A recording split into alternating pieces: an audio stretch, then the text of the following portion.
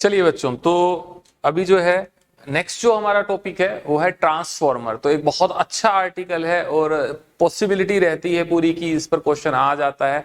तो ट्रांसफॉर्मर आप लोगों ने सुना भी होगा प्रैक्टिकल लाइफ में। So what is the purpose of A transformer, directly उस पर आते हैं। ट्रांसफॉर्मर जो है वो एक ऑल्टरनेटिंग करंट पर तो काम करने वाला एक डिवाइस है जिसका पर्पस होता है वोल्टेज को स्टेप अप करना या स्टेप डाउन करना। स्टेप अप मतलब वोल्टेज को बढ़ाना या वोल्टेज को घटाना, ठीक है। और वोल्टेज स्पेसिफिकली मैं बोल रहा हूं जो वो क्या कि एसी वोल्टेज ही होनी चाहिए, क्योंकि ट्रांसफार्मर के लिए जो है मेन जो वर्किंग प्रिंसिपल है वो है म्यूचुअल इंडक्शन। तो जिस तरह से हमने म्यूचुअल इंडक्शन में बात करी, दो कॉइल्स होती हैं, एक प्राइमरी और एक सेकेंडरी। यदि प्राइमरी कॉइल के फ्लो होने करंट में कुछ वेरिएशन होते हैं तो उससे मैग्नेटिकली कपल्ड सेकेंडरी कॉइल के फ्लक्स में भी चेंज होंगे, जिससे सेकेंडरी कॉइल में आपको कुछ ईएमएफ इंड्यूस मिलेगा, कुछ करंट इंड्यूस मिलेगा, कुछ रिजल्ट आपको सेकेंडरी में मिलेगा। तो ठीक वही काम यहां पर ट्रांसफार्मर करता है। वोल्टेज जो है आप कुछ इनपुट में कुछ अप्लाई करते हैं, आपको कुछ आउटपुट में वोल्टेज मिलती है, लेकिन मकसद यहां है वोल्टेज को बढ़ाना या घटाना, ठीक है। तो उसी बेस पर जो ट्रांसफॉर्मर है वो दो टाइप का होता है। एक कहा जाता है स्टेप अप ट्रांसफॉर्मर। तो वर्किंग प्रिंसिपल के आधार पर ट्रांसफॉर्मर जो है वो दो टाइप का होता है। पहला होता है एसयूटी जिसको स्टेप अप ट्रांसफॉर्मर बोलते हैं, दूसरा होता है एसडीटी जिसको बोलते हैं step down transformer.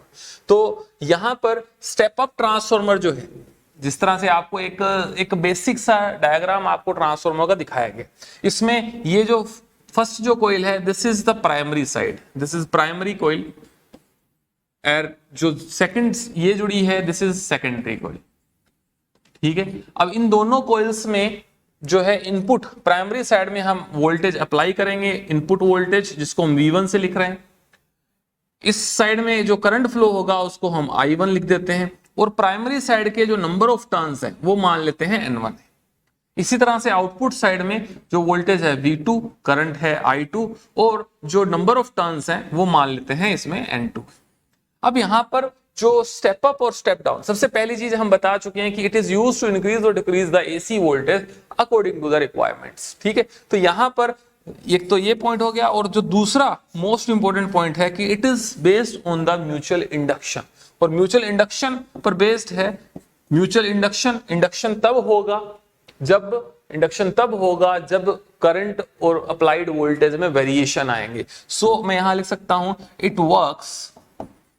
It works only on AC, ठीक है। ये बात इंपॉर्टेंट है, ठीक है। तो ये दो तीन जो बेसिक बातें हैं ट्रांसफार्मर की। अब इसमें जो एसयूटी और एसडीटी में फर्क क्या है, वो किस तरह से आप वोल्टेज को बढ़ाता है या घटाता है। तो एसयूटी यानी स्टेप अप ट्रांसफार्मर में होता यह है कि जो सेकेंडरी कॉइल के जो टर्न्स हैं वो प्राइमरी कॉइल से ज्यादा रहते हैं, ठीक है। N2 जो है वो N1 से ज्यादा होते हैं, और स्टेप डाउन में सेकेंडरी के टर्न्स प्राइमरी से कम रहते हैं। और प्रिंसिपल ऑफ जो इंक्रीमेंट और डिक्रीमेंट है वो यही है कि जितना टाइम्स सेकेंडरी के टर्न्स प्राइमरी से ज्यादा रहेंगे उतना ही वोल्टेज सेकेंडरी की बढ़ने वाली, या सेकेंडरी के टर्न्स जितना टाइम्स रिड्यूस होंगे उतना ही टाइम्स सेकेंडरी में वोल्टेज रिड्यूस होगी। तो ये बेसिक प्रिंसिपल होता है ट्रांसफार्मर का।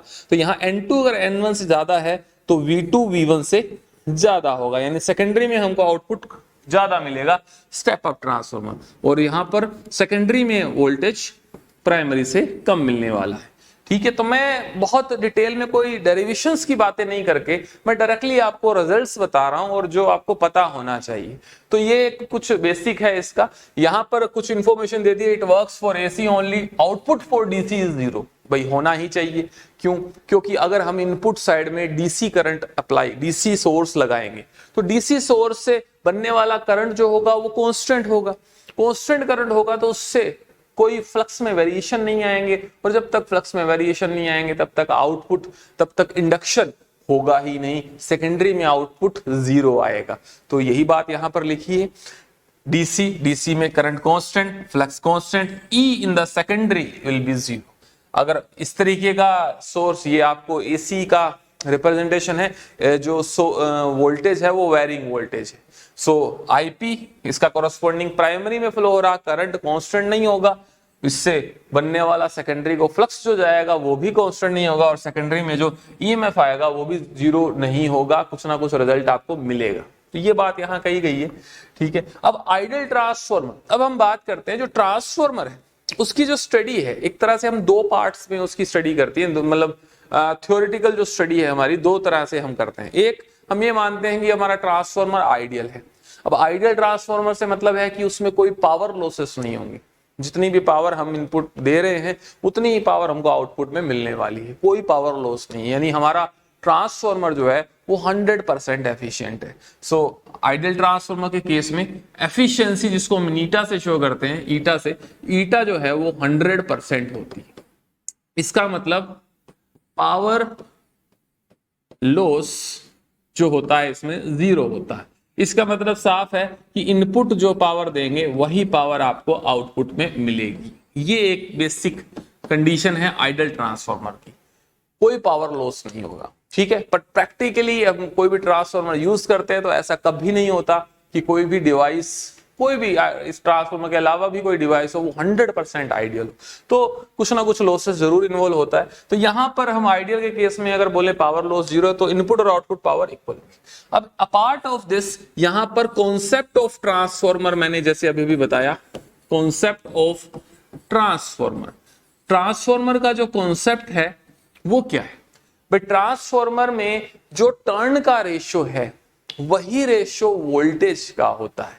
तो यहां पर मैं अगर सेकेंडरी के टर्न्स डिवाइड बाय प्राइमरी के टर्न्स लिखूं तो यही रेशियो सेकेंडरी की वोल्टेज डिवाइड बाय प्राइमरी की वोल्टेज के होगा। यानी जितना टाइम्स सेकेंडरी के टर्न्स बढ़ेंगे उतना टाइम्स सेकेंडरी में वोल्टेज प्राइमरी के कंपैरिजन में बढ़ेगी।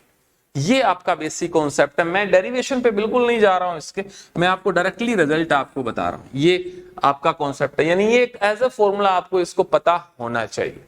अब ये एक फॉर्मूला हो गया आपको जो ध्यान रखना है, ठीक है। अब इसके अलावा यहां से कुछ रिजल्ट देखें निकल रहा है क्या? पी इनपुट क्या है, जरा थोड़ा सा बैक जाए और यहां पर हम बात करें इनपुट साइड में आपने जो सोर्स लगाया यानी कुछ पावर तो सप्लाई की होगी। अच्छा, V और I की टर्म्स में क्या पावर हमको लिखना आता है? इनपुट साइड में हम मान लेते हैं P इन दे रहे हैं और आउटपुट में हमको P आउट मिल रही है। क्या P इन का वैल्यू V और I की टर्म में जानते हैं? पावर का फॉर्मूला होता है VI। So input power will be V1I1 and output power will be V2I2। इसको मैं अगर पुट करूं हमारे इस एक्सप्रेशन में, इनपुट पावर V1I1 और आउटपुट पावर V2I2। तो यहां से अगर हम देखें V और I का जो प्रोडक्ट है बेसिकली V1I1 बराबर V2I2। अब वोल्टेज हम जानते हैं इसमें चेंज हो रही है, अगर ये स्टेप अप ट्रांसफॉर्मर है तो V1 के कंपैरिजन में V2 जो है वो बढ़ रहा है, लेकिन ये बोल रहा है V1 इंटू I1 जो है V2I2 के इक्वल है। इसका मतलब डेफिनेटली करंट क्या हो रहा होगा? घट रहा होगा। ये कहना चाह रहा है V और I का प्रोडक्ट क्या रह रहा है? कांस्टेंट। लेकिन ऐसा किस केस में? ओनली फॉर आइडियल ट्रांसफॉर्मर के केस में V और I का प्रोडक्ट सेम रहेगा। यानी वोल्टेज, अगर आप कह रहे हो कि आपका स्टेप अप ट्रांसफॉर्मर है तो वोल्टेज क्या हो रही होगी? बढ़ रही होगी। अगर V इंक्रीज हो रहा है तो I भी उतना ही टाइम्स क्या हो रहा होगा? डिक्रीज हो रहा होगा। तो यहां से हम यही रिजल्ट लिख रहे थे, V1 बाय V2 किसके बराबर आ रहा है? वो आ रहा है I2 बाय I। तो वोल्टेज का रेशियो करंट के इनवर्स रेशियो के आ रहा है। तो इसको भी हम इसमें कंबाइन कर सकते हैं, चाहे तो हम V2 बाय V1 की सामने I1 बाय I2 भी यूज कर सकते हैं। तो ये पूरा एक एक्सप्रेशन बना। हमको कंबाइंडली एक ये फॉर्मूला और एक ये कंडीशन बच्चों ध्यान में रखनी है कि कोई पावर लॉस नहीं होगा। ये सारी चीजें आपको बस एक इसमें कंफ्यूज नहीं होना, उलझना नहीं कि मैंने ऐसे कई चीजें लिख दी हैं तो उसमें पता नहीं क्या बता दिया। सिंपल सी बात है, इनपुट और आउटपुट पावर सेम है, यानी पावर में लॉस नहीं है। इनपुट पावर V1I1 है, आउटपुट V2I2 है, यानी V और I का प्रोडक्ट जो है वो सेम रह रहा है। और इनपुट से आउटपुट में जाने पर इनपुट कौन सा है? प्राइमरी। आउटपुट कौन सा है? सेकेंडरी।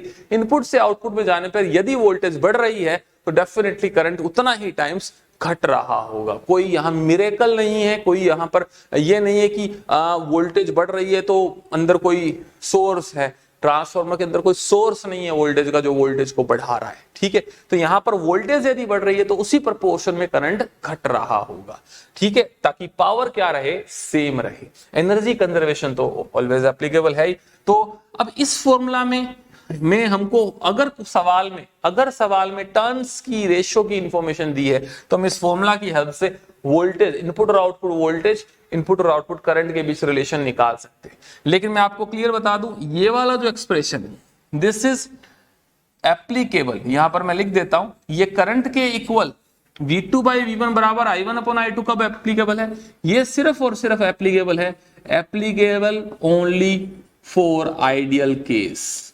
ट्रांसफॉर्मर यदि आइडियल है तभी पावर सेम होगी, क्योंकि यदि ट्रांसफॉर्मर आइडियल नहीं हुआ तो कुछ पावर लॉस होगा, ये एक्सप्रेशन इक्वल नहीं होगा। तो केवल ये जो फॉर्मूला है ये तो हमेशा एप्लीकेबल होगा ही होगा, लेकिन ये I1 माइनस I2 के इक्वल सिर्फ तब होगा जब आइडियल केस है, ठीक है। तो बस इतनी सी प्रिकॉशन थोड़ी रखें और पावर यहां लॉस नहीं होगा, ये आपका आइडियल केस है। इसी तरह से अगर मैं बात करूं फॉर प्रैक्टिकल ट्रांसफॉर्मर यदि प्रैक्टिकल है, और डेफिनेटली प्रैक्टिकल लाइफ में ट्रांसफॉर्मर तो प्रैक्टिकल ही होगा, कुछ ना कुछ लॉसेस होंगे, तो इस केस में जो एफिशिएंसी है वो 100% तो बिल्कुल नहीं होगी, 100 से कम होगी। अब 100 से कम कितना होता है वो डिपेंड करता है न्यूमेरिकल पे। तो if efficiency for an example 50% है, एक एग्जांपल लेकर चल रहे हैं, तो हमें पता है कि 50% एफिशिएंसी होने का मतलब हमें इनपुट से आउटपुट में जाने पर 50% पावर मिलेगी, 50% पावर लॉस हो जाएगी, ऐसा हमको यहां पता लग जाता है। तो एफिशिएंसी का फॉर्मूला होता है P out by P in into 100, ठीक है। अब एफिशिएंसी यदि 50% है, अगर 50% है तो डेफिनेटली P आउट जो आएगा that will be 50 by 100 into P in, या P आउट जो आएगा this is 0.5 times of P in आएगा। तो ये इस तरीके का एक्सप्रेशन आप जो है यूज करें जब भी प्रैक्टिकल ट्रांसफार्मर का केस है कि output power is 0.5 times P इन। अगर बोलता है 80% एफिशिएंसी है तो output power P is 0.8 times P इन। अगर बोलता है 70% एफिशिएंसी है तो P out is 0.7 times P इन। तो इस तरह से इस एक्सप्रेशन को यूज करें डायरेक्टली इनपुट और आउटपुट पावर के बीच रिलेशन लिखने के लिए। एक ये फॉर्मूला हो गया आपका, ठीक है। और दूसरा सेम वही है कि जो ट्रांसफार्मर का कॉन्सेप्ट है वो एज इट इज रहेगा, N2 by N1 is V2 by V1, but here it is not equals to I1 by I2। तो इस चीज को मैंने दोबारा क्लेरिफाई कर दिया कि यहां पर प्रैक्टिकल के केस में ये इक्वलिटी यूज नहीं आएगी, ठीक है, क्योंकि अगर यहां इक्वल लगा दिया इसका मतलब आप बोल रहे हैं V2 I2 is equals to V1 I1, it means input power is equals to output power, जो कि बिल्कुल भी नहीं है, ठीक है। लेकिन ये कंडीशन हमेशा एप्लीकेबल है, वोल्टेज का रेशियो टर्न के रेशियो में ही होगा। This is the concept of transformer working. तो बच्चों ये हो गया आपका प्रैक्टिकल ट्रांसफार्मर का केस। अब ये थ्योरेटिकल कुछ बातें हो गई, इस पर एक छोटा सा क्वेश्चन देख लेते हैं। क्वेश्चन देखिए, आपको एनपी अभी अंडरस्टूड है, एनपी क्या होना चाहिए, एनपी यानी प्राइमरी के टर्न्स और एनएस मतलब सेकेंडरी के टर्न्स। बोल रहा है 10 वोल्ट का सेल लगाया प्राइमरी में, प्राइमरी साइड में 10 वोल्ट अप्लाई की है, 10 वोल्ट का एक सेल लगाया, तो पूछ रहा है फाइंड द सेकेंडरी वोल्टेज। बड़ा आसान सा क्वेश्चन है ना। तो आप देखिए क्या फॉर्मूला इसमें लगाना है, अभी फॉर्मूला आपको बताया है, अभी सारा कॉन्सेप्ट बताया है, तो ट्राई करें एक बार और देखें क्या मतलब सरप्राइजिंग रिजल्ट आपको यहाँ पर आंसर जो है मिलेगा। आप सोल्व कर लिया तो हम देखते हैं। तो इस बच्चों इस क्वेश्चन में मैं आपको अगर बताऊं तो इस क्वेश्चन में आपका आउटपुट वोल्टेज आएगी वो आएगी 0। तो अगर आपने इसको सोल्व करके ये सोचकर 5 से 10 टर्न यानी टर्न दोगुने हुए वोल्टेज 10 से 20 हो जाएगी, तो ये बिल्कुल गलत है। गलती हुई है कि हमने क्वेश्चन को पढ़ा नहीं ढंग से। क्वेश्चन में मैं आपको पहले भी बता चुका हूं कि जो सोर्स है, ये ट्रांसफार्मर है, that works only on AC never DC, ठीक है। यहां पर 10 वोल्ट का सेल जोड़ा है, तो सेल बच्चों एक डीसी सोर्स है। इसका मतलब ये हुआ कि आउटपुट में हमको कुछ भी नहीं मिलेगा, output voltage V2 will be 0, ठीक है, तो थोड़ा ध्यान से क्वेश्चन को पढ़ते हुए करना है। अभी और क्वेश्चंस भी करेंगे हम, तो उससे पहले हम यहाँ पर कुछ लॉसेस को जरूर इसमें देख लेते हैं, कौन कौन से लॉसेस प्रैक्टिकल ट्रांसफॉर्मर में हो सकते हैं। तो बेसिकली हर कोई लॉस हीट की फॉर्मेट में बाहर आएगा, हीट की फॉर्म में बाहर निकलेगा, लेकिन उस हीट के बनने का कारण क्या है, उस हीट के बनने के कारण ये 4 कारण हो सकते हैं बच्चों। तो सबसे पहला जो है, सबसे पहला कुछ लॉस अगर होगा वो होगा फ्लक्स लीकेज। फ्लक्स लीकेज यानी जो कपलिंग फैक्टर है दोनों कॉइल्स के बीच का वो 1 नहीं है। हम जानते हैं जो ट्रांसफॉर्मर है वो ट्रांसफॉर्मर म्यूचुअल इंडक्शन पर काम करता है। अब म्यूचुअल इंडक्शन होने के लिए हमने ये कहा था उस टाइम, पूरा जोर देकर कहा था दोनों कॉइल्स के बीच की मैग्नेटिक कपलिंग बेहतर होनी चाहिए। अगर कपलिंग पुअर होगी तो पूरा पूरा रिस्पॉन्स आपको सेकेंडरी में नहीं मिलेगा जितना मिलना चाहिए। म्यूचुअल इंडक्शन M घटेगा तो आउटपुट वोल्टेज घटेगी। आप चाहें तो मैं बता देता हूं, M जो है उसका फॉर्मूला होता है K√L1L2। Induced EMF in the secondary का फॉर्मूला होता है -M/dI1/dt। तो E2 किस पर डिपेंड करा, M पर। M किस पर डिपेंड करा, K पर। तो यानी K कम हुआ तो M कम होगा, M कम हुआ तो E2 कम होगा। तो समझ गए सारी बात। तो इसका मतलब लीकिंग हुई। लीकिंग का मतलब क्या है कि प्राइमरी ने जितना फ्लक्स प्रोड्यूस किया वो उसमें से कुछ फ्लक्स लीक कर गया और कुछ सेकेंडरी में गया। तो ऐसा नहीं होना चाहिए। हम चाहते हैं कि ज्यादा से ज्यादा बेहतर कपलिंग। उसके लिए हम रेमेडी क्या यूज कर सकते हैं, साथ ही रेमेडी लिखी है भाई। हम जानते हैं, हमने जो शुरू में डायग्राम देखा ट्रांसफार्मर का, तो उसमें एक कोर के ऊपर दोनों कॉइल्स को वाइंड किया। जिस कोर पर हम दोनों कॉइल को वाइंड कर रहे हैं, तो हम ट्राई करते हैं एक तो कॉमन कोर पर उसको वाइंड करने की। फिर भी अगर कुछ कमी रह जाती है तो हम ये कहेंगे जो कोर है वो कोर एक अच्छे फेरोमैग्नेटिक मटेरियल की होनी चाहिए। क्योंकि अच्छे फेरोमैग्नेटिक मटेरियल की खास बात है कि वो मैग्नेटिक फील्ड को एस्केप नहीं होने देता, लीक नहीं होने देता। ठीक है, वो उसको कंसाइज करता है, उसको जो है पर्टिकुलर अपनी कोर में जो है वो कन्फाइंड रखता है। सो यहां पर हमने लिखा है we should use a soft iron frame या कोर, जिससे आपकी कपलिंग बेहतर होगी। ठीक है, ये पॉइंट कवर हो गया।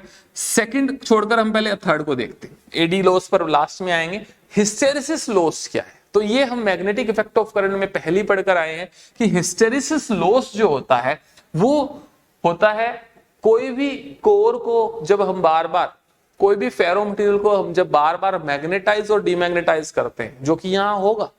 भाई आपने कहा आपका जो ट्रांसफॉर्मर है, इस ट्रांसफॉर्मर पर आपने प्राइमरी कॉइल को वाइंड किया, इस कॉइल में आपने करंट एसी दिया है। एसी करंट के बढ़ने घटने, डायरेक्शन रिवर्स करने से ये जो कोर होगी बार बार मैग्नेटाइज और डीमैग्नेटाइज होगी।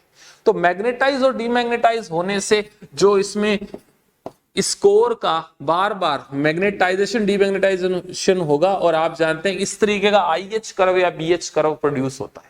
हमने कहा था इस कर्व का जो एरिया है, इस कर्व का एरिया जो है वो उस मटेरियल में होने वाले पर सेकंड, पर साइकिल और पर यूनिट वॉल्यूम में होने वाले हीट लॉस को बताता है। So this is the basic of magnetic effect of current. तो फिर से हमने कहा कि इस लॉस को हम कम कैसे कर सकते हैं। ये लॉस उसके लिए कम होगा जिस मटेरियल का ये जो एरिया है वो कम होगा। और ये एरिया किस मटेरियल का कम होता है, जिसके कर्व ब्रॉड किसका होता है, हार्ड फेरो मटेरियल्स का, याद करिए। और इस कर्व का एरिया कम किसका होता है, सॉफ्ट फेरो मटेरियल्स का। तो सॉफ्ट फेरो मटेरियल, अगेन हम यहां पर हिस्टेरिसिस लॉस को कम करने के लिए सॉफ्ट आयरन का फ्रेम यूज करेंगे, जिससे कि हिस्टेरिसिस लॉस कम। ये कवर हो गया। उसके बाद लास्ट फोर्थ जो पॉइंट है वो है कॉपर लॉस या जूल लॉस। भाई हम जो कोइल्स में वायर यूज कर रहे हैं, जो वायरिंग हम कोइल में यूज कर रहे हैं, उस वायर का भी कुछ ना कुछ रेजिस्टेंस होता है। तो बेहतर यह है कि हम उसमें अच्छा कंडक्टिंग वायर यूज करें। अब अच्छे कंडक्टिंग वायर में हम कहते हैं कि कॉपर की कोइल हमको यूज करनी चाहिए एज कंपेयर्ड अगर एल्यूमिनियम यूज किया जा रहा है। तो एल्यूमिनियम से बचे, एल्यूमिनियम का रेजिस्टेंस कॉपर के कंपैरिजन में कुछ ज्यादा होता है, तो वहां उस कोइल में होने वाला हीट लॉस, यानी कौन सा लॉस, I2R लॉस, ये भी क्या होगा, ज्यादा। तो इसके लिए हमें क्या यूज करना चाहिए, we should use good conducting wire. Good conducting wire में कॉपर आता है, ठीक है, उससे अच्छा रेजिस्टेंस, कम रेजिस्टेंस सिल्वर का होता है, गोल्ड का होता है, लेकिन वो क्योंकि काफी कॉस्टली पड़ेगा तो हम कॉपर वायर को यूज करते हैं। इसके बाद जो है सेकंड जो है पॉइंट, एडी लॉस क्या है, इसको समझिए बच्चों। आपने अगर डायग्राम ध्यान से देखा हो तो आपने ये ट्रांसफार्मर के स्कोर को अगर ध्यान से देखा हो तो इस तरीके की कोर इसमें शो की थी। भाई कॉमन करना क्या है, हमें एक अच्छे फेरो मटेरियल पर कोइल्स को वाइंड करना है। अच्छा फेरो मटेरियल यहां पर हमको यूज करना है सॉफ्ट फेरो मटेरियल, ठीक है, एक लचीला लोहा, ठीक है। लेकिन क्या हम एक टुकड़ा लोहे का लेकर उस पर हम वायर को वाइंड कर दे तो क्या वो एक अच्छा ट्रांसफार्मर होगा? तो आंसर इज नो। क्यों? क्योंकि एक सॉलिड, मैं यहां एक्सप्लेन कर रहा हूं, एक सॉलिड आयरन का पीस आपने उस पर एक वाइंडिंग को कर दिया, उस वाइंडिंग में आपने वेरिंग करंट फ्लो करवाया, तो उससे क्या होगा, इस कोर में पास होने वाला फील्ड क्या होगा, टाइम के साथ वेरी होना है। ये तो हमको पता ही है, वेरी फील्ड इसमें हम अप्लाई कर रहे हैं कोर में। ये कोर समझ लीजिए आप, एक कोर का एक टुकड़ा, तो वेरिंग फील्ड, मान लीजिए फील्ड किसी इंस्टेंट बढ़ रहा है, तो फील्ड बढ़ने से क्या होगा, इस पूरी कोर में फील्ड अगर इंक्रीज हो रहा है तो ये कोर अच्छी खासी कंडक्टिंग कोर है, ये कोर इस फील्ड के बढ़ने का क्या करेगी, अपोज करेगी। अपोज करेगी तो फील्ड के बढ़ने का अपोज कैसे करेगी, अपोजिट डायरेक्शन में मैग्नेटिक फील्ड इंड्यूस करके। अब ये अपोजिट डायरेक्शन में फील्ड इंड्यूस कौन करेगा, इंड्यूसिंग, ये कौन करेगा, इंड्यूस करंट। और इंड्यूस करंट का डायरेक्शन अगर हम देखें तो थंब बी की डायरेक्शन में, फिंगर्स की जो कर्लिंग है ये आपको इस पूरी कोर में फ्लो हो रहे करंट को बताएगी। तो कहना ये चाह रहे हैं कि यदि एक सिंगल कोर का पीस अगर हम उसके ऊपर वाइंडिंग को करते हैं तो इस कोर में भी करंट इंड्यूस होगा। तो हमें उस कोर में करंट नहीं चाहिए भाई, हमें प्राइमरी में करंट दे रहे हैं, वेरिंग करंट दे रहे हैं, हम सेकेंडरी कोइल में रिजल्ट चाहते हैं। कोर में करंट का कोई फायदा नहीं है। तो कोर में जब करंट फ्लो होगा, अब कोर का कुछ रेजिस्टेंस भी, उसकी वजह से वो कोर गर्म होगी। एक रेजिस्टिंग वायर में जब हम करंट फ्लो कराते हैं तो उसमें I²R हीट लॉस होता है ना, तो सेम वही हाल होगा इस कोर का। ये जो करंट बच्चों हैं, इस करंट को ही हम जो यहां पर जो induce current in the core जो है, इसी को हम एडी करंट बोलते हैं बच्चों। तो कोर में जो करंट इंड्यूस हुआ है उसी को हम एडी करंट बोलते हैं। एडी क्यों बोलते हैं, क्योंकि इसकी जो शेप है एडी जैसी। एडी क्या होता है, जब हम पानी में पत्थर गिराते तो आप देखा होगा कि आपने सर्कल जो है कॉन्सेंट्रिक सर्कल बनते हैं, तो उनको हम एडीज बोलते हैं। तो इसलिए इस करंट का, इस इंड्यूस करंट का नाम यहाँ एडी करंट बोला है। तो ये सारी बात हो गई, लेकिन अब इसको कम कैसे किया जाए। इसको कम करने का बच्चों तरीका है कि हमें सिंगल कोर का पीस नहीं लेना है, हमें उस कोर के पीस को क्या कर देने हैं, उसके स्लाइसेस कर देने हैं। ये पूरा कोर का जो पीस है, एक सिंगल पीस ना लेकर के इसमें इस तरह से इसके स्लाइसेस कर देंगे। अच्छा, स्लाइस करके क्या होगा, स्लाइस करके इसके बीच में हमको भर देना है इंसुलेटिंग मटेरियल। जैसे आप खीरे के स्लाइस करते हैं और फिर उसमें मसाला भर देते हैं, तो बिल्कुल उसी तरह से इसके स्लाइस करके बीच में एक इंसुलेशन भर देना, इंसुलेटिंग मटेरियल भर देना। अब उससे क्या होगा, उससे ये होगा, इंसुलेशन आ जाने की वजह से इसमें करंट की कंटिन्यूटी जो है, इंड्यूस होने वाले करंट की कंटिन्यूटी अफेक्ट होगी, इंड्यूस होने वाला करंट रिड्यूस होगा। तो करंट रिड्यूस होगा, इसमें जो एडी करंट्स हैं, एडी करंट्स जो हैं इसमें वो रिड्यूस होंगे, और रिड्यूस होंगे तो हमारा काम बन गया, कोर की कोर और एडी करंट भी कम, उससे होने वाला हीट लॉस भी कम। तो क्लियर हुआ बच्चों कि यहां पर इस कोर को ये लाइनें क्यों शो की थी। This is basically splitted core, इसमें स्लाइस की हुई कोर है और बीच में क्या किया हुआ है, इंसुलेशन फिल किया हुआ है। So this is what, this is splitted core. और splitted core, splitted laminated core, तो जैसे यहां पर लिख रखा है लैमिनेटेड कोर इज यूज्ड। तो बच्चों ये होता है एडी करंट, ठीक है। इस एडी करंट के कुछ कंस्ट्रक्टिव यूज भी हैं, कुछ अच्छे यूज भी हैं। तो यहां पर एक तो ये हम चाहते हैं कि एडी करंट ना बने, लेकिन आप लोगों ने अगर इंडक्शन स्टोव घर यूज करते हैं तो ब्लैक कलर का एक फ्लैट सरफेस का एक चूल्हा होता है जिसको आप इंडक्शन स्टोव बोलते हैं, बिजली से चलता है। तो इंडक्शन स्टोव बेसिकली इस एडी करंट के कॉन्सेप्ट पर ही काम करता है।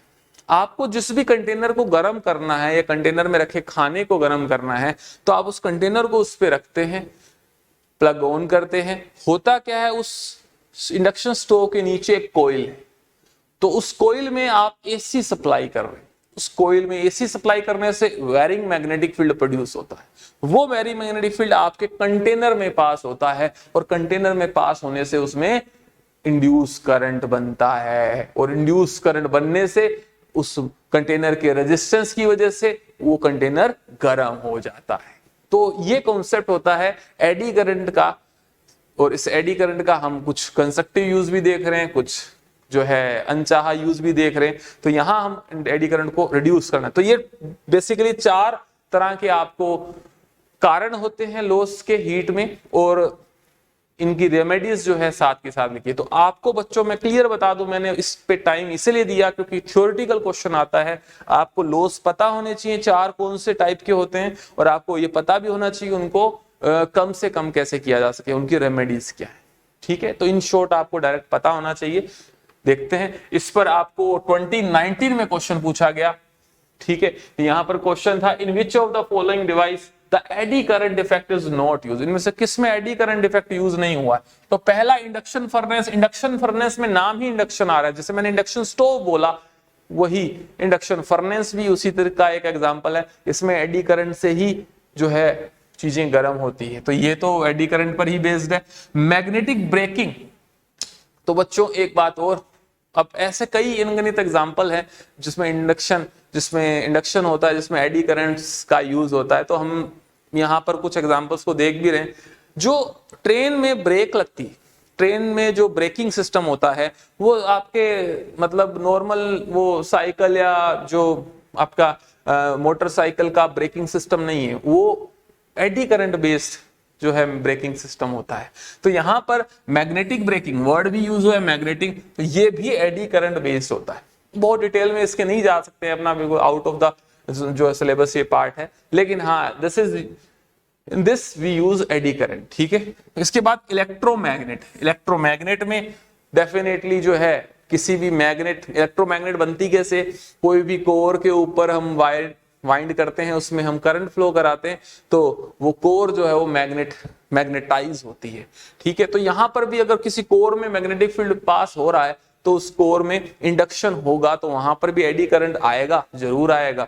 तो यहां पर भी एडी करंट आएगा। लेकिन ये जो है इलेक्ट्रिक हीटर बच्चों बेसिक सा घर में यूज किए जाने वाला हीटर, उसमें आपने देखा होगा स्प्रिंग जैसी कोइल होती है और वो रेड हॉट हो जाता है ऑन करने पर। वहां पर वो जो कोइल है, उस कोइल के हाई रेजिस्टेंस होने की वजह से वो जो है एकदम रक्त तप्त यानी रेड हॉट हो जाता है और आपकी ऊपर रखी हुई चीज गर्म हो जाती है। तो इसमें कहीं पर भी कोई आपका एडी करंट का यूज नहीं है। तो this is the answer of this question. ये कुछ यूजेस थे जो हमने अपने डिस्कस किए एडी करंट्स के यूजेस। ठीक है, चलिए बाकी इस पर जो आपको यही लिमिटेड से जो यूज है जिस पर बात की जा सकती है, तो इसमें घबराने की बात है कि सर और कुछ एग्जांपल देगा तो आपको हिंट मिल जाएगा कि हाँ यार इसमें कहीं ना कहीं मैग्नेटिक इफेक्ट इन्वॉल्व है। जहां भी मैग्नेटिक इफेक्ट इन्वॉल्व है वहां डेफिनेटली एडी करंट का रोल भी होगा। तो ये होगा। इसके बाद हम बात कर रहे हैं एक अगले क्वेश्चन पर। चलिए इस क्वेश्चन को देखते हैं। सो क्वेश्चन में आपको प्राइमरी और सेकेंडरी कॉइल के टर्न्स दिए, ये आपको प्राइमरी के टर्न्स दिए N1। क्वेश्चन को ट्राई करना शुरू कीजिए। 1500 इन द सेकेंडरी कॉइल। आपको बोला है if the flux in the primary is phi naught plus 40। तो प्राइमरी कॉइल में जो आपका फ्लक्स है वो है ये वेरिंग फ्लक्स है, देख करके पता चल रहा है। तो हमको पूछा है आउटपुट अक्रॉस द सेकेंडरी, यानी आपको V2 पूछा है बच्चों। सेकेंडरी कॉइल में वोल्टेज V2 आपको पूछिए। चलिए तो अगर हम V1 की बात करें तो V1 यानी प्राइमरी कॉइल में जो वोल्टेज है क्या वो d∅1/dt के इक्वल होगी। यहां माइनस साइन भी आएगा लेकिन माइनस को यहां ओमिट कर सकते हैं, हमें सिर्फ वैल्यू से मतलब। तो यहां से बड़े आराम से आप प्राइमरी कॉइल का फ्लक्स फाई नॉट प्लस 40 इसका डिफरेंशिएशन करेंगे। फाई नॉट का डिफरेंशिएशन 0, 40 का डिफरेंशिएशन 4, यानी 4 volt is the input voltage applied in the primary winding. Input voltage जो हमने लगाया है वो 4 वोल्ट लगाया है। फ्लक्स के डिफरेंशिएशन से हमने इसको निकाला। ये एडिशनल एक पॉइंट हमको यूज करना पड़ रहा है यहाँ पर, बट कोई नया पॉइंट नहीं था। So if this is the primary voltage, और हम जानते हैं V2 bye V1 is N2 bye N1, तो यहां पर इन वैल्यूज को पुट करें। V2 इज N2 N1 कितने कितने हैं 1500 50, और V1 कितना आपने अप्लाई किया 4, तो 50 से 1500 यानी 30 टाइम्स जो है टर्न्स बड़े हैं, तो वोल्टेज भी 30 टाइम्स इंक्रीज होगी। It means it becomes 120। तो अब देखिए 120 वोल्ट वाला ऑप्शन, तो मेरे हिसाब से एक स्टेप का ही कुछ सवाल था, कोई ज्यादा लेंदी क्वेश्चन नहीं था, लेकिन अच्छा क्वेश्चन है ये। AIPMD 2007 में आया हुआ क्वेश्चन। ठीक है बच्चों, चलिए उसके बाद हम आगे चलते हैं अगले क्वेश्चन पर। AIPMD 2007 में ही एक और क्वेश्चन आया फिर से ट्रांसफार्मर पे। तो transformer is used to light 100 watt and 110 volt lamp. एक बल्ब है, इसको ट्रांसफार्मर की हेल्प से ग्लो किया जा रहा है। आपको 110 वाट का बल्ब दिया है, 110 वोल्ट उसकी वोल्टेज है। डेफिनेटली ट्रांसफार्मर का यूज कर रहे हैं, इसका मतलब हमने सप्लाई ट्रांसफार्मर को दी है और ट्रांसफार्मर के जो आउटपुट से बल्ब को जो है कनेक्ट किया है। कुछ ये स्टेटस है आपका, ये ट्रांसफार्मर, यहां आपने इनपुट सप्लाई दी है, ठीक है, और आउटपुट में आपने क्या जोड़ा है, लैंप जोड़ा है, यानी बल्ब जोड़ा है। ठीक है, अब आउटपुट में पावर कितनी मिल रही है 100 वाट, वोल्टेज कितनी मिल रही है 110 वोल्ट। चलिए, और फ्रॉम 220 वोल्ट मेन, यानी हमने इनपुट में सप्लाई कितनी दी है 220 volt. This is your V1। करिए क्वेश्चन को करिए। If the main current is 0.5, यानी इनपुट साइड में जो करंट है दैट इज 0.5 एम्पियर। ठीक है, तो एफिशिएंसी ऑफ द ट्रांसफार्मर क्या होगा, तो एफिशिएंसी का फॉर्मूला हम जानते हैं। एफिशिएंसी जो ईटा है वो लिखी जाती है output power input power into 100। तो क्या हमें आउटपुट पावर पता है कितनी चाहिए, हमें बल्ब ग्लो करना है फुल एफिशिएंसी से, यानी 100 वाट पावर बल्ब को जा रही है, तो आउटपुट में ट्रांसफार्मर से 100 मिल रही है। इनपुट में हम कितना दे रहे हैं, तो आप देखिए इन दोनों डेटा से V1 I1 से क्या हमें P in मिल जाएगा, क्या बहुत आराम से मिल जाएगा। P in is V1 I1, so that is 220 into 0.5, that is 110 वाट। 110 वाट हम इनपुट में दे रहे हैं, आउटपुट में मिल रहा है 100, कर दीजिए डिवाइड, और देखिए ये कितना आएगा, ये बच्चों 1000/11 यानी अप्रोक्सीमेटली 90% के आसपास आपका आंसर आता है। तो बच्चों ये जो है आपका फिर से ट्रांसफार्मर का बेस्ड क्वेश्चन है जो AIPMD 2007 में आया। एफिशिएंसी का फॉर्मूला हमें पता था, कोई इसमें दिक्कत नहीं है, हमें पूरी चीजें क्लियर होनी चाहिए, तो ये आपका आंसर। तो नो डाउट ये क्वेश्चन में बिना बेसिक के सवालों के हमने सिर्फ प्रीवियस ईयर क्वेश्चंस को उठा लिया है, तो आप अपनी बुक में बेसिक सवालों को भी करेंगे, जिससे आपके ट्रांसफार्मर का कॉन्सेप्ट बहुत इजीली क्लियर हो जाएगा। गिन चुन के दो फॉर्मूला हैं इसमें, एक ट्रांसफार्मर का concept N1/N2/P equals to V1/V2, और एक एफिशिएंसी, बस। तो इन दोनों फॉर्मूलाज को ही घुमा फिरा के हमको यूज करना होता है। चलिए एक सवाल और देखते हैं, नीट 2021 में आया हुआ क्वेश्चन है। चलिए इस क्वेश्चन को देखें, कर सकते हैं क्या। What is the current in the primary, step down transformer है connected to an AC main supply 220 volt, this is V1 made to operate.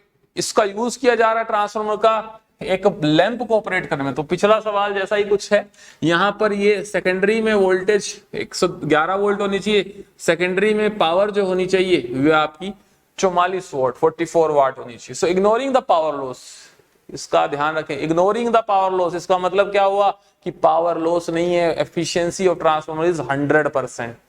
ये आइडियल ट्रांसफार्मर का केस है। तो what is the current in the primary, तो हमें I1 पूछा है, तो I1 कैसे आएगा, हमें इनपुट पावर पता हो, हमें इनपुट वोल्टेज पता हो, तो हमारा I1 आ जाएगा। कैसे, P in क्या होता है V1 I1, तो हमें I1 पूछा है, क्या हमें P in और V1 की इंफॉर्मेशन है, ढूंढते हैं। हाँ, हमें V1 की इंफॉर्मेशन तो है, पर क्या हमें P in इनपुट पावर की इंफॉर्मेशन है, जरा सोचिए देखिए। हाँ, इंफॉर्मेशन है, डायरेक्ट नहीं लेकिन इनडायरेक्ट है। कैसे? क्योंकि हमको लिखा है कोई भी पावर लॉस इसमें नहीं हो रहा है। तो आउटपुट में जो पावर आपको मिल रही है 44 वाट, क्या वही इनपुट में आपने दी होगी? यस। तो ये है इसकी जो है अच्छी बात कि हमें ये चीजें पता है। अगर हमने एक बार इस चीजों को पढ़ा है तो बड़े आराम से हम सवाल कर सकते हैं। सो P in is equals to P out because in the question it is given no power loss। तो इनपुट पावर कितनी होगी, आउटपुट में कितनी दे रहे हैं, मिल रही है हमको 44 वाट, तो इनपुट में भी 44 वाट रही होगी। तो इसका यूज करें 44 और V1 है 220 वोल्ट, I1 आपको पूछा है तो I1 आ जाएगा आपका 2/10, इट मींस 0.2 एम्पियर। बड़ा आसान सा क्वेश्चन था, ठीक है, बस ध्यान देना था। तो ये आपका नीट 2021 में आया हुआ क्वेश्चन। क्लियर है बच्चों? आइडियल ट्रांसफार्मर का क्वेश्चन है। चलिए अगले क्वेश्चन पर चलते हैं, इसको ट्राई करिए। AIPMD 2014 का क्वेश्चन देखिए क्या क्वेश्चन है, पॉज करिए और ट्राई कीजिए। चलिए, तो एक ट्रांसफार्मर जिसकी एफिशिएंसी 90% है, it is working on 200 volt, यानी इनपुट में आपने V1 लगाया, V1 200 वोल्ट लगाया, इनपुट में पावर आपने 3 किलोवाट दी। ये दो डेटा आपको गिवन है। अब आपके बाद बोला है कि if the current in the secondary coil, यानी I2 का वैल्यू आपको 6 एम्पियर है, then voltage across the secondary and current in the primary आपको पूछा। तो थोड़ा उलझ गए, क्या क्या चीजें दी हैं लिखते हैं। प्राइमरी साइड की वोल्टेज दी है 200, ठीक है। प्राइमरी साइड में इनपुट पावर आपको दी है 3000 वाट, 3 किलोवाट यानी 3000 वाट, ठीक है। सेकेंडरी साइड का आपको करंट दिया है, I2 आपको दिया है 6 एम्पियर, एफिशिएंसी दी है 90%, ठीक है। तो इस 90% एफिशिएंसी है, हमें इनपुट पावर पता है, तो क्या हम आउटपुट पावर निकाल सकते हैं? निकाल सकते हैं। तो ये डेटा हमको दिया, हमको पूछा क्या, इनपुट साइड का करंट और आउटपुट साइड की वोल्टेज। तो पहले हम इनपुट साइड का करंट तो मेरे हिसाब से बहुत आराम से निकाल सकते हैं, हमें फॉर्मूला पता है, P in is what, देखो मैंने यहां लिखा तो लिखते ही चीजें कितनी क्लियर होगी। इनपुट साइड में करंट की जो है कमी है, करंट निकल जाएगा, V1 I1 आ जाएगा, P in is 3000 upon V1 is 200। तो देखिए यहां से 15 एम्पियर, ये 15 एम्पियर आपका करंट तो आ गया। देखो एक चीज तो आ गई, छोटा सा एक काम किया और इनपुट करंट तो आ गया, ठीक है। आउटपुट करंट, आउटपुट वोल्टेज निकालना। अब output voltage, input voltage output निकालना, तो या तो टर्न का इंफॉर्मेशन हो, लेकिन टर्न का इंफॉर्मेशन तो यहाँ है नहीं, तो हम जाएंगे किससे, फिर पावर के एक्सप्रेशन से जाएंगे। तो हम यहां पर अगर बोलें P out is V2 I2, तो P out अगर पता हो, I2 पता ही है, तो V2 आ जाएगा, आएगा। लेकिन P out पता है क्या? पता है, निकाल सकते हैं। हम जानते हैं P out जो होगा वो 0.9 टाइम्स ऑफ P in होगा। बताइए कैसे पता है? सवाल में दिया है 90% एफिशिएंसी, तो अभी बताया भी था, अगर 90% एफिशिएंसी हो तो output power is 0.9 times of P in होता है। So 0.9 times of P in is 3000 watt, it becomes 2700 watt. यानी इनपुट में 3000 दिया, आउटपुट में 2700 वाट मिलेगा, 300 वाट का लॉस हो गया। चलिए, तो क्या यहां से हम V2 निकाल पाएंगे? यस, 2700 वाट, इसमें करंट 6 से डिवाइड करेंगे तो ये आ जाएगा बड़े आराम से 450 वोल्ट। तो बच्चों ये आपका सेकेंडरी वोल्टेज आ गया, ये आपका प्राइमरी करंट आ गया। देखिए कौन सा ऑप्शन है, 450 एंड 15। चलिए, ये आपका आंसर हो जाता है। तो देखिए आप सवालों में फॉर्मूलाज को हमें घुमाना है, ठीक है। एक बार अच्छे से टॉपिक को पढ़िए, फॉर्मूलाज ध्यान रखिए, उनके हिसाब से क्वेश्चन में अप्लाई कीजिए। ठीक हो गया? चलिए, थैंक यू। ये आपका पार्ट कवर हो गया ट्रांसफॉर्मर।